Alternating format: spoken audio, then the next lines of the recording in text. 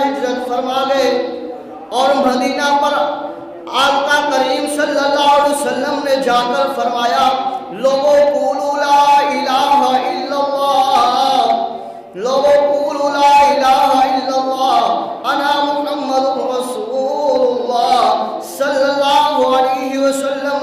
تو لوگ محبوب علیہ السلام کی دعوت پر کلمہ توحید پڑھتے گئے اور کلمہ رسالت پڑھتے گئے اور دامن مصطفیٰ صلی اللہ علیہ وآلہ وسلم کے ساتھ منسلک ہوتے گئے۔ دن گزرتے گئے اور مسلمانوں کی جماعت بہترین سے بہترین ہوتی گئی، اور تو مدینہ والے آقا کریم صلی اللہ علیہ وسلم کے ساتھ مل کر مکہ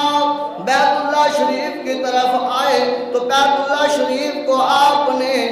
مکہ کو آپ نے فتح فرما لیا۔ تو اس وقت حضرت امیر معاویہ رضی اللہ تعالیٰ عنہ آقا کریم صلی اللہ علیہ وسلم کی پاک بارگاہ میں آئے اور آ کر عرض کیا یا رسول اللہ صلی اللہ علیہ وسلم میں کلمہ پڑھنا چاہتا ہوں، دامن اسلام میں داخل ہونا چاہتا ہوں۔ کریم نبی نے تبسم فرمایا